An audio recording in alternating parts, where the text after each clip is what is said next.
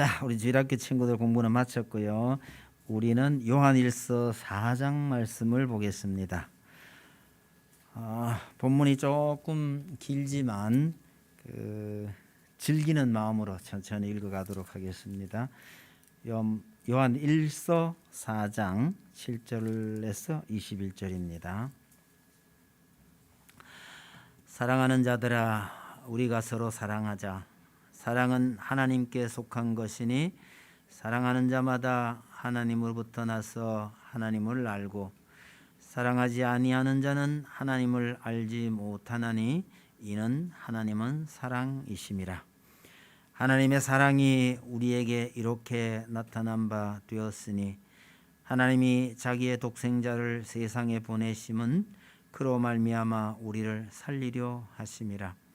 사랑은 여기 있으니 우리가 하나님을 사랑한 것이 아니요 하나님이 우리를 사랑하사 우리 죄를 속하기 위하여 화목 제물로 그 아들을 보내셨음이라. 사랑하는 자들아, 하나님이 이같이 우리를 사랑하셨은즉 우리도 서로 사랑하는 것이 마땅하도다. 어느 때나 하나님을 본 사람이 없으되 만일 우리가 서로 사랑하면 하나님이 우리 안에 거하시고 그의 사랑이 우리 안에 온전히 이루어지느니라. 그의 성령을 우리에게 주심으로 우리가 그 안에 거하고 그가 우리 안에 거하시는 줄을 아느니라. 아버지가 아들을 세상의 구주로 보내신 것을 우리가 보았고 또 증언하노니 누구든지 예수를 하나님의 아들이라 시인하면 하나님이 그의 안에 거하시고 그도 하나님 안에 거하느니라. 하나님이 우리를 사랑하시는 사랑을 우리가 알고 믿었노니 하나님은 사랑이시라. 사랑 안에 거하는 자는 하나님 안에 거하고 하나님도 그의 안에 거하시느니라.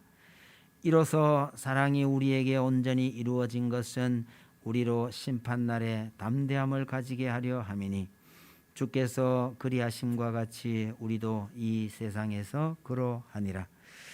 사랑 안에 두려움이 없고 온전한 사랑이 두려움을 내쫓나니 두려움에는 형벌이 있음이라.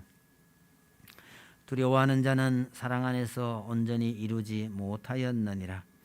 우리가 사랑함은 그가 먼저 우리를 사랑하셨음이라.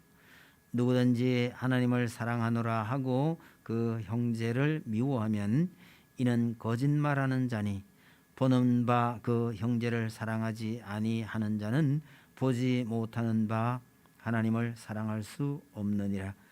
우리가 이 계명을 주께 받았나니 하나님을 사랑하는 자는 또한 그 형제를 사랑할지니라. 아멘. 오늘 제목이 하나님은 사랑이시라 이렇게 했는데요. 좀 너무 뻔한 얘기처럼 들리지 않나요? 이 본문을 가지고 그대로 곡을 붙여가지고 우리가 노래도 많이 불렀고 했기 때문에 조금 식상한 얘기처럼 들릴 수도 있을 거라고 생각을 합니다. 그러나 여러분, 하나님은 사랑이시라라는 이 말씀은요, 우리가 평생 음미해야 할 말씀이라고 생각합니다. 좋은 음악은요, 들어도 더 좋아지는 것처럼 하나님의 사랑에 관한 것은 우리가 평생 듣고 또 듣고 생각하고 또 생각해야 할 말씀이라고 생각합니다. 잘 아는 노래를 반복해서 감상하듯이 하나님의 사랑을 계속 음미하시는 여러분들이 다 되기를 바랍니다. 본론에 들어가기 전에 다른 얘기를 하나 하고 시작을 하겠습니다. 아마 어릴 때의 일이라고 가정을 하고 한번 생각을 해보시죠. 옆에 있는 친구가 내 물건을 가져갔습니다. 그러면 주로 뭐라고 말하나요? 둘 중에 하나예요. 틀림없이 네가 훔쳐갔어 이렇게 말하는 거하고요, 야 이 도둑놈아 이렇게 말하는 거하고 무슨 차이가 있나를 한번 생각해 보세요. 야 틀림없이 네가 훔쳐갔어 이렇게 말하는 것은 이 한 번의 행위를 의미하는데 야 이 도둑놈아 이렇게 말하는 거는요, 자칫 잘못 생각해 보면 이게 상습적인 행위를 말하는 것으로 들립니다. 우리가 말을 세밀하게 생각하지 않고 함부로 말하게 되면 한 번의 실수를 상습범으로 몰아가게 되는 이런 경우가 있다는 거예요. 조금 뭐 이상한 얘기일는지 모르지만 동사를 쓰느냐 명사를 쓰느냐에 따라서 이런 특성의 차이가 있을 수 있다고 기억을 하시면 되겠습니다. 동사는 주로 일회성의 의미를 가지지만 명사는 반복적이거나 지속적인 의미가 있습니다.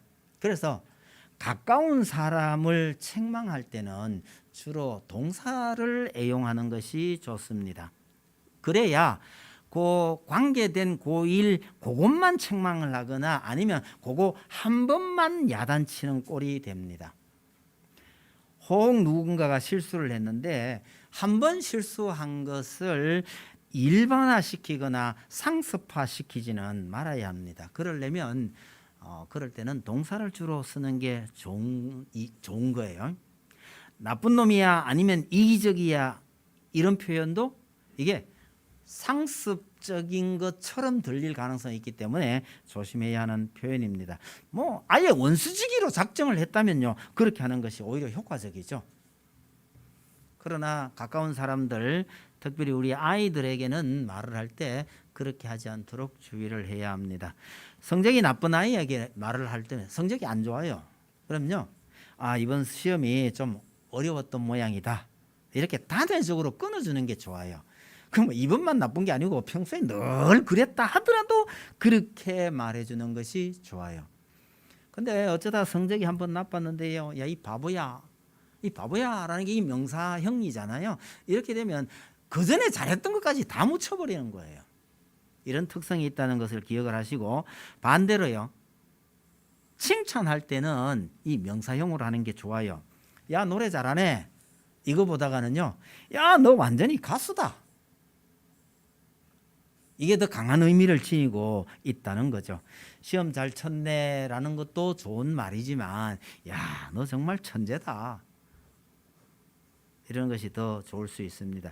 여러분 이런 관점에서 하나님은 우리를 사랑하십니다라고 말하는 것보다가 하나님은 사랑이시라라고 말하는 것이 하나님에게 더 잘 어울린다는 말씀을 드리고 싶어서 지금 이런 설명을 하고 있는 겁니다.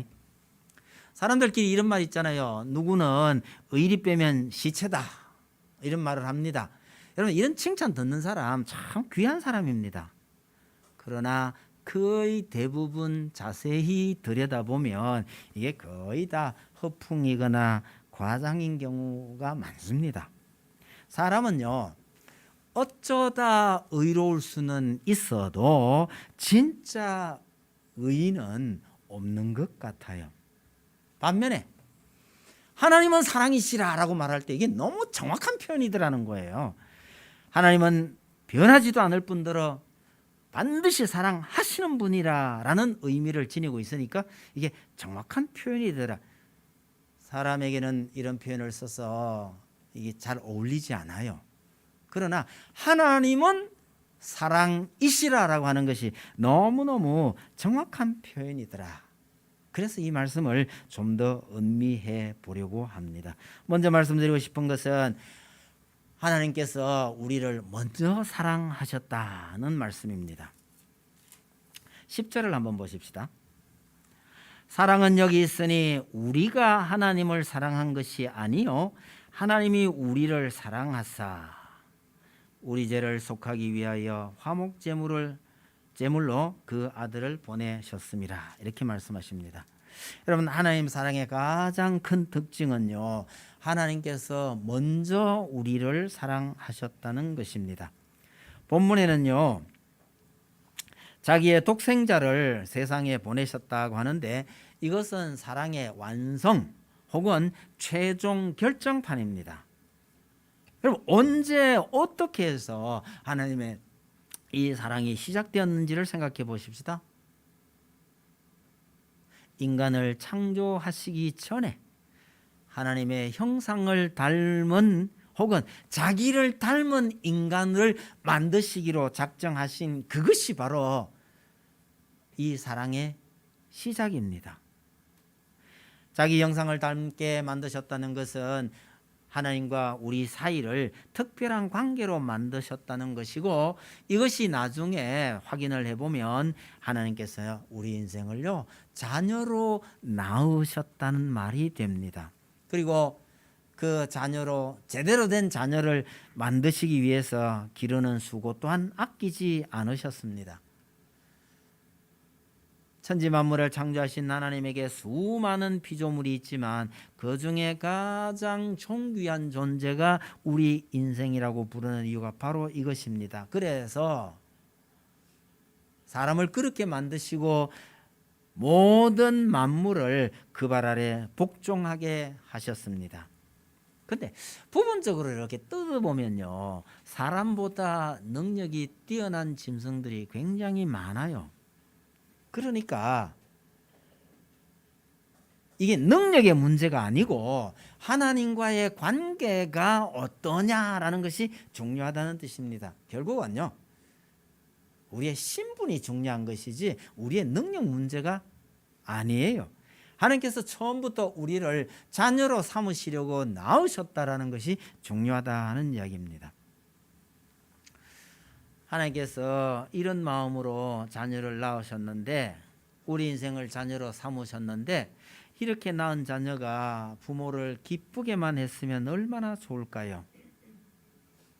그러나 아담이 범죄했을 때 이미 하나님께서는요 독생자를 희생제물로, 화목제물로 희생시켜서라도 우리를 제대로 된 자녀로 만드시기로 작정을 하셨습니다. 아니, 누가 그렇게 해달라고 아니면 사정을 했나요? 아니요, 아무도 없어요. 아담은 그런 생각조차 할 수도 없었습니다. 대속이라는 것을 생각하신 분이 바로 하나님이십니다. 하나님께서 이 사랑을 시작하셨고 하나님으로 말미암아 시작된 겁니다. 우리로 말미암아 이 사랑이 시작된 것이 아닙니다. 하나님의 이 사랑의 이유가 우리에게 있는 것이 아니더라는 말씀입니다. 이게 얼마나 감사한지 아세요? 만약에 우리에게 원인이 있고 우리 때문에 이 사랑이 시작이 됐다면요, 이 사랑은 그렇게 끝까지 갈 수 없을지 모릅니다. 왜? 우리가 그렇게 가변적인 존재니까 그렇죠. 그런데 변함없으신 하나님께서 시작하셨고 하나님으로 말미암았기 때문에 이것이 취소되거나 변하지 않는다는 사실입니다. 노아 시대의 홍수로 다 멸하시지 않으신 이유가 뭡니까? 여인의 후손을 보내겠다고 하신 그 약속 때문에 다 멸할 수는 없었던 겁니다. 아브라함을 불러내신 이유는요, 아브라함의 복의 근원이 되게 하려고 부르셨다고 말씀하십니다. 아브라함의 후손을 통해서 천하 만민이 복을 받게 하려고 그러셨다는 거예요. 이스라엘을 애굽에서 불러내신 이유는 또 뭡니까? 이스라엘이 잘나서가 아니라 이스라엘을 하나님의 백성으로 삼으시려고. 왜 그러셨는데요? 라고 하니까 아브라함과 이삭과 야곱에게 하신 약속을 이루시려고 그러셨다고 그럽니다. 그리스도인을 세상에서 불러내어 교회를 세우신 이유가 뭡니까? 아니, 우리를 불러서 자녀로 삼으신 이유가 뭡니까?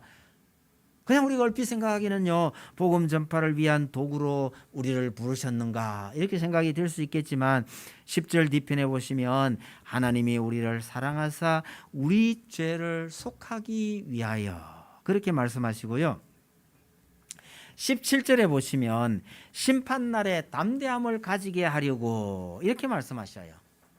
하나님의 심판대 앞에서 담대하다는 것은 하나님을 아버지로 받아들인다는 뜻입니다. 아니, 여기에 나오는 모든 질문의 답은, 표현은 다 달라도요, 하나님께서 우리를 하나님의 자녀로 삼으시려고 그리하셨다라는 말과 같습니다. 여인의 후손을 보내겠다, 아브라함의 후손을 통해서 천하 만민이 복을 받게 하겠다, 이스라엘을 내 백성으로 삼겠다. 그러면 이 말씀들의 결론은 전부 다가요, 우리를 하나님의 자녀로 삼으시려고 그리 하셨다는 거예요. 인간을 창조하시기도 전에 작정하셨던 그 뜻을 온전히 이루시려고 그러시는 겁니다. 하나님께서 우리를 그렇게 사랑하셨는데 그 방법이 뭡니까? 두 번째로 말씀드리고 싶은 것은 바로 독생자를 희생시키셨다는 거예요. 아까 봤던 그 10절 제목에 보시면 아들을 화목제물로 보내셨다라는 말이 있는데, 화목제물로 보내셨다는 것은요, 직설적으로 표현하면 죽게 하셨다는 뜻입니다. 우리를 구원하기 위해서 몸값으로 희생되었다라는 뜻에서 혹은 대속제물이라고 하기도 합니다. 그러니 하나님의 사랑의 가장 큰 특징은요, 가장 소중한 것을 내어주신 사랑이라는 뜻입니다. 희생이 따르는 사랑이고요, 내리사랑입니다. 시장에 소 팔러 간 사람이 소하고 병아리 한 상자를 바꿔서 가져왔다면요, 사람들이 뭐라 그럴까요? 아니, 소 한 마리를 병아리 한 상자로 바꿔왔어요. 사람들이 뭐라 그러겠어요? 그러나 이것보다 더 심각한 현상이, 우리를 살리기 위해서, 우리 죄를 속하기 위해서 아들을 화목제로 보내셨다는 겁니다. 하나님은 독생자와 죄인된 우리 피조물을 맞바꾸신 겁니다. 우리 입장에서는 한없는 사랑이지만 하나님의 입장에서는요, 도무지 이게 계산이 되지 않는 기가 막히는 일입니다. 이거요, 감사에 걸리는 일입니다. 천국에 감사가 없다는 것이 얼마나 다행인지 모릅니다. 따먹지 말라고 한 과실을 아담이 따먹었다면, 먹으면 죽으리라 했으니 그걸 따먹는 순간에 즉사해야 이게 하나님의 말씀에 권위가 있는 것 아니겠어요? 그런데도 안 죽었어요. 도망가서 숨어있는 그 두 사람에게 하나님께서 모른 척 하시고 이름을 부르며 찾아오십니다. 아담을 찾아오셔서 말씀을 많이 하셨어요. 아담아, 어디 있느냐? 아니, 누가 너한테 벗었음을 가르쳐 줬느냐? 먹지 말라고 한 것을 먹었느냐? 왜 먹었느냐? 계속 물으셔요. 아마도 이렇게 계속해서 물으시는 것은 회개할 기회를 주시는 것 아닌가 싶은데요. 그때 아담이 변명하지 않고 무조건 잘못했습니다 하고 빌었으면 우리 인생이 어떻게 됐을까, 그런 생각을 한번 해봅니다. 근데 용서를 구하지 않는 아담을요, 에덴 동산에서 쫓아내시면서도 약속을 하나 줘서 보냅니다. 여자의 후손을 보내겠다는 거예요. 이 여자의 후손, 하나님의 하나밖에 없는 독생자를 보내겠다는 바로 그 약속입니다. 그야말로 엄청난 희생입니다. 여러분, 이런 희생이 따르지 않는 것은 사실은 사랑이 아닙니다. 이건 잘 기억하셔야 돼요. 혹시 누군가가 사랑한다 그러면서도요, 희생할 생각이 전혀 없으면 믿지 마세요. 오늘날 우리 주변은 이런 희생은 없고 자기 욕심만 채우려 드는 사랑이 너무너무 많다는 사실을 잘 기억해 두시길 바랍니다. 아들을 보내셨다는 것은 자신이 직접 찾아온 것이나 마찬가지입니다. 만왕의 왕이신 그분이 정말 누추하기 짝이 없는 집을 찾아오신 것이나 마찬가지란 얘기입니다. 아니, 그보다 더한 일이에요. 좀 웃기는 얘기지만요, 제가 중학교 때 우리 국사를 배우면서요, 신라의 진흥왕은 여왕인 줄로 알았던 적이 있습니다. 순수비 때문에 그래요. 진흥왕 순수비를 배웠거든요. 여러분들 만약 중학생쯤이라고 생각하시고요, 한번 보세요. 진흥왕 순수비, 어딘가 여자 냄새가 나지 않으세요? 아니, 중학생 눈에 그렇게 보였다는 말입니다. 왜요? 아무도 이 순수라는 말의 뜻을 가르쳐 주지 않았거든요. 그때 국사 선생님은 왜 순수라는 말의 뜻을 안 가르쳐 주고 그냥 진흥왕 순수비가 어쩌고 저쩌고 이러고 지나가셨는지 모르겠어요. 여러분, 순수라는 말이요, 순수라는 말이 들어보면 그 예쁜 여자아이가 생각이 나잖아요. 순수가 임금님이 지방을 순시하는 의미란 것을 한참 뒤에, 세월이 꽤나 흐른 뒤에 알았습니다. 여러분, 왕이 지방이나 저 국경지대를 다녀갔다고 해서 거기에다가요 이렇게 비서까지 세우고 기념하는 것은, 그런 곳은 임금님이 그렇게 함부로 찾아갈 곳이 아닌데 방문하셨다, 그런 어떤 감사나 감격으로 비를 세우는 거 아니었겠어요? 아니 뭐 자기 영토 내에 찾아간 거, 그것도 그렇게 감격했다 할 것 같으면요, 이런 왕과 비교도 할 수 없는 하나님께서 우리 인생을 찾아오셨다는 것이 얼마나 큰 영광이냐는 겁니다. 반면에 하나님 입장에서는요, 이게 얼마나 낮아지신, 얼마나 큰 희생이냐는 겁니다. 여러분, 예수 그리스도는 하나님과 우리 사이에 화목제물이라고 하셨습니다. 여러분, 화목하기 위해서 제물을 내놓는다면요, 누가 내놔야 돼요? 잘못한 사람이, 죄 지은 사람이 내야 되는 거 아니겠어요? 그런데 아무런 책임도 아무런 잘못도 없는 하나님께서 가장 비싼 걸로 내놓으셨습니다. 하나님께서 이렇게 양보하고 물러설 때 이 사랑을 받아들여야 하는 거죠. 양보가 크면 클수록 거부할 때 형벌도 반비례적으로 클 수밖에 없는 겁니다. 그러므로 하나님의 사랑을 거부해서도 안 되고 더군다나 대신해서도 안 됩니다. 그만큼 하나님께서 우리에게 큰 사랑을 베푸셨다는 뜻입니다. 자, 이런 사랑을 받았으니 세 번째로요, 우리도 서로 사랑해야 한다고 요한이 우리에게 전해주고 있는 겁니다. 여러분, 하나님께서 이런 사랑을 베푸셨으니 우리가 하나님을 사랑하는 것은 너무나 당연한 일이지만 그 사랑이 형제 사랑으로 나타나야 한다고 하는 겁니다. 그럼 예수님께서 마지막으로 당부한 말씀도 서로 사랑하라라는 것이었지만, 무엇보다도요, 사랑해야 할 이유가 뭐냐? 그렇게 사랑을 해야 하나님을 알게 되기 때문입니다. 여러분, 우리는 하나님을 알기 위해서라도 사랑을 해야 합니다. 사랑해보지 않고 형제를 사랑하느라고 눈물을 흘려보지 않은 사람은 하나님을 알기는 알아도 머리로만 아는 것이나 마찬가지입니다. 하나님을 체험적으로 알기 위해서는요, 정말 형제를 뜨겁게 사랑해야 하는 겁니다. 하나님을 눈으로 보거나 만져보려는 것은 어리석은 짓입니다. 마치 장님에게 색깔이, 귀머거리에게 소리가 아무 의미가 없듯이 하나님은 우리의 감각과는 아무런 상관이 없는 겁니다. 눈으로 봐야 되겠다, 만져봐야 되겠다, 그 별 의미 없는 겁니다. 하나님은 사랑할 때만 보이는 분이십니다. 여러분, 수영은 물에서 배워야 하잖아요.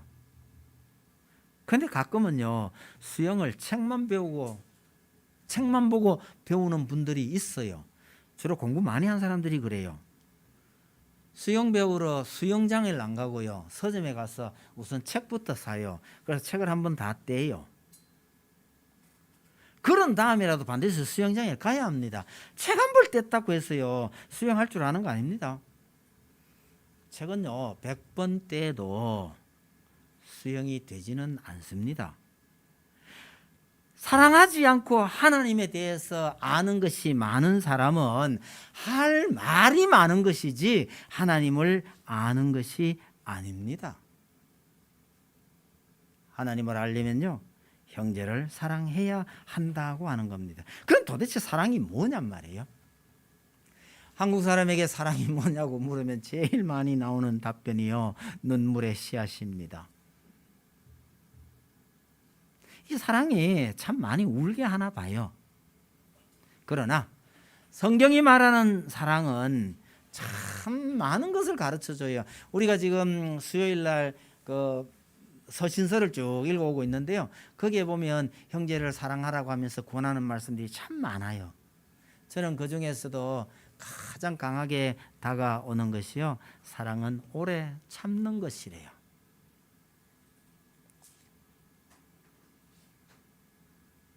여러분, 같이 살면서 뭐 좀 틀리면요, 그거 이해시키고 설명하고 변명 아무리 해봐도 그 별 소용 없더라고요. 그거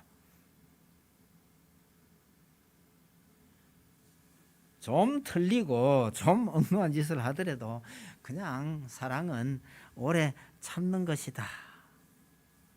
이 말씀이 강하게 다가와요. 여러분 한번 생각해 보세요. 하나님께서 우리를 사랑하셔서 얼마나 참으셨는지요. 아담의 범죄 때부터 예수 그리스도께서 다시 오시기까지 하나님께서 얼마나 참으셨는지를 생각해 볼 필요가 있고요. 인류의 역사를 제쳐놓고 우리 개인으로만도 한번 생각해 보세요. 우리가 잘못할 때마다 하나님께서 야단치고 책망하고 벌 주셨을 것 같으면 아마 우리는 살아남기가 어렵지 않았을까 싶을 만큼 하나님께서 오래 참으셨어요. 그래서 사랑의 제1번 덕목은 오래 참는 것 아닐까, 전 그렇게 생각을 합니다. 그러면서 또 하나 권면이 생각나는 거는요, 서로 불쌍히 여겨라는 말씀요. 여러분, 하나님은 일방적으로 우리를 불쌍히 여기시면 됩니다. 뭐 사람들 중에도 가끔 하나님을 좀 불쌍하게 여기는 분들이 있기는 합디다만은요, 뭐 그렇게 가지 않아도 됩니다. 다만 우리는요, 아무리 잘나도 허점이 많은 게 이게 우리 인간이라는 존재예요. 그래서 참 잘한다고 잘해도 잘못되는 경우가 적지 않으니 결국은요, 우리는 서로 불쌍히 여기며 사는 것이 사랑하는 방법이겠다, 그런 생각을 해봅니다. 앞에서도 잠시 말씀드렸습니다마는 사랑은 자기를 희생하는 것이기 때문에 싸우다 보면요, 많이 사랑하는 사람이 집니다. 아니, 싸우다가 지는 사람이 많이 사랑하는 사람입니다. 특히 부자지간의 부부 사이에요, 이런 현상들이 잘 드러나죠. 자기를 전혀 희생하지 않는 사랑은 이게 사랑이 아닙니다. 자기 만족을 위한 사랑은요, 그게 욕망이지 사랑이 아닙니다. 오늘날 사람들은 이런 자기 자신의 욕망과 사랑과 이걸 분간을 잘 못하나 보다, 이런 생각이 참 많이 듭니다. 고양이가 쥐를 좋아하는 것을 사랑이라고 말할 사람은 없을 겁니다. 그래서 고린도전서 13장에서요, 사랑은 자기의 유익을 구하지 않으며 라고 말하는 거죠. 자기 유익을 구하는 것은 사랑이 아니라는 얘기입니다. 우리는 사랑한다고 해도 참 이기적인 사랑을 하는 경우가 거의 대부분입니다. 우리 존재가 그렇잖아요. 정말 100% 헌신적이고 아가페적인 사랑을 어쩌면 우리는 불가능할지도 모르겠습니다. 그러기 위해서 노력할 뿐이죠. 이런 하나님의 사랑을 기억합시다. 그래야 그나마 우리도요, 그 제대로 된 사랑, 그까지는 못 갈지라도 사랑하는 흉내라도 낼 수 있게 된다. 그런 뜻에서 이 하나님의 사랑을 늘 음미하며 살아야 할 것입니다. 말씀을 맺으려 합니다. 우리가 형제를 사랑하는 이유는요, 그 형제가 나한테 무슨 유익이 되거나 장래에 어떤 유익을 바라서가 아닙니다. 하나님께서 먼저 우리를 사랑하셨기 때문에요. 그래서 우리는 형제를 사랑해야 하는 겁니다. 그러면서 우리는 옆에 있는 형제를 어떤 존재로 여겨야 하느냐. 보통 우리는 옆에 있는 형제를 내 밥으로 여기거나 내 혹으로 여길 때가 들어 있고요, 가끔은 미울 때도 참 많아요. 근데 성경은 이렇게 가르칩니다. 저 옆에 있는 저 형제가 하나님께서 독생자를 버리시기까지 사랑하신 형제라는 거죠. 다른 말로 표현하면요, 아버지께서 사랑하시는 자녀라는 거예요. 내게 참 미운 짓을 하는 형제일지라도 아버지가 사랑하시는 자녀라는 거예요.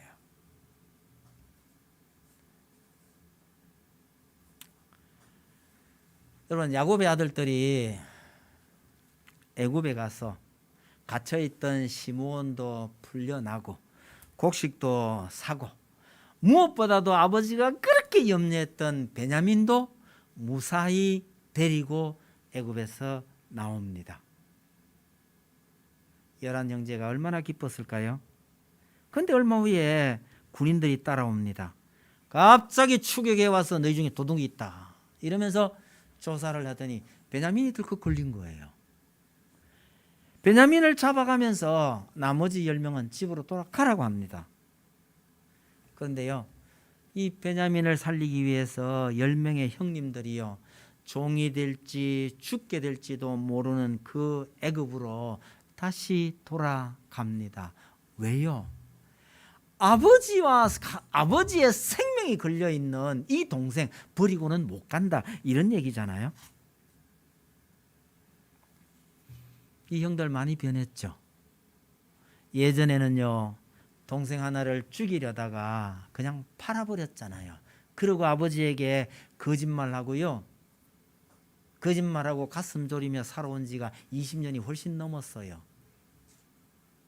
20여 년쯤 됩니다.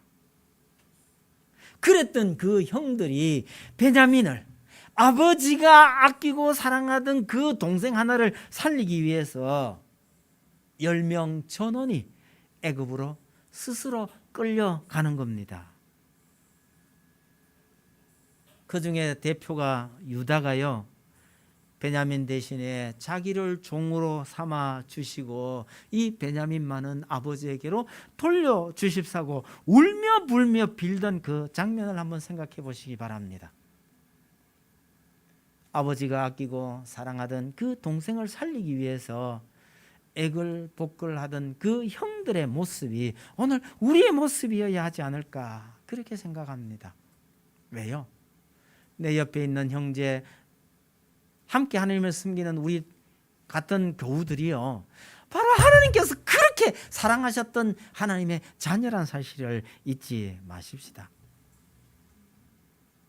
이렇게 연약한 형제를 사랑하는 성도들이 다 되시기를 바랍니다. 그것이 우리를 향한 하나님의 큰 소망이죠. 찬송 드립시다.